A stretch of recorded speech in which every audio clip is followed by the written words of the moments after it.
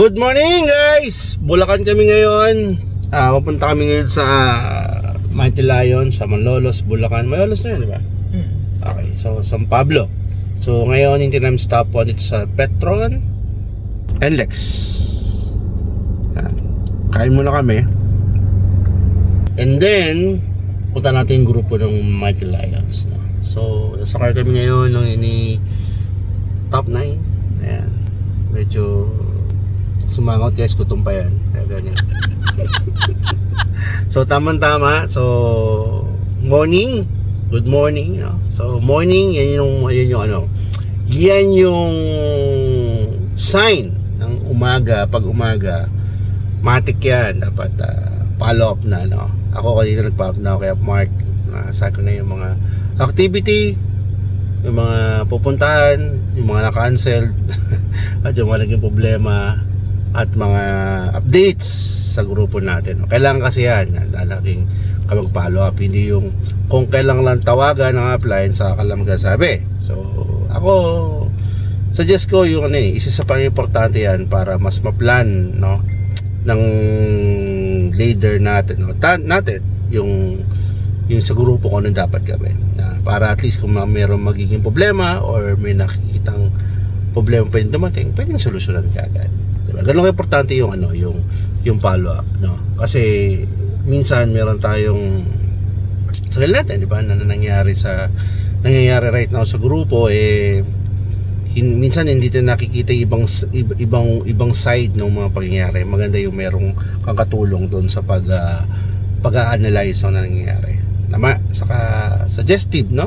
Kasi apply man yan maraming experience yan about sa grupo. Syempre siya yung mas nauna sa'yo, kaya marami siyang pwedeng i-suggest na dapat mong gawin, no? At I think mas lagi lang sasabi nila nakasabi na 2 heads are better than 1, no? So ako kagaya ko, may sabihan akong mga decision or ginagawa na nakikita ko ganito, no? Pero pag na-reprint up Mark, nasabi ko yung plano ko, nagkakaroon siya ng up, diba? Tingin mo parang mas okay din ba yung ganito, may suggestive siya, ayun nga, no? Ganun talaga minsan. Kaya importante yung follow up. Minsan hindi nagagawa yan, nakakalimutan. Pero one of the importanteng gagawin natin, especially bago matulog at pagagising, is yung mag-follow up tayo sa downline, of course, and then sa upline. Upline is more on, ang tawag ng pag-follow up, yung report ka dun sa nangyari para, yun nga, mas ma-discarte na maayos yung grupo. Rob, Johnny, nakakita na orderin mo? Hindi pa. Ano masabi mo doon sa pagka-follow up? Ito, lagi din ka-follow up sa akin to Pagagising ko pa lang, siya na yung laman ng messenger ko Tapos pag pumunta naman sa bahay to, walking distance lang Kaya ang kape ko yung kape ko laging ubos sa bahay Diba? Lagi siya nandun Ikaw, John, ano masabi mo doon sa sinabi ko kanina? Hindi, ayun. Yung masaya, tama naman. Kung ano yung sinabi niya, ulitin ko lang. Copy-paste na. Ganun. Tatamad ako magsasalat pa ako makain. Naantok pa ako Hindi pa ako nagkakape. Then, sa iba, ano ba yung importance ng pag nag-follow up sa apply? Ano yung for you yung importance ng pag ikaw mismo follow pa sa akin o kaya kay Lapmark? Ano yung nakikita mo naging advantage mo? Hindi, advantage siya kasi siyempre, yung sabi mo kanina, 2 heads are better than 1. So, merong ibang nag-iisip para sa ikabubuti ng negosyo natin, ng negosyo mo mismo. So,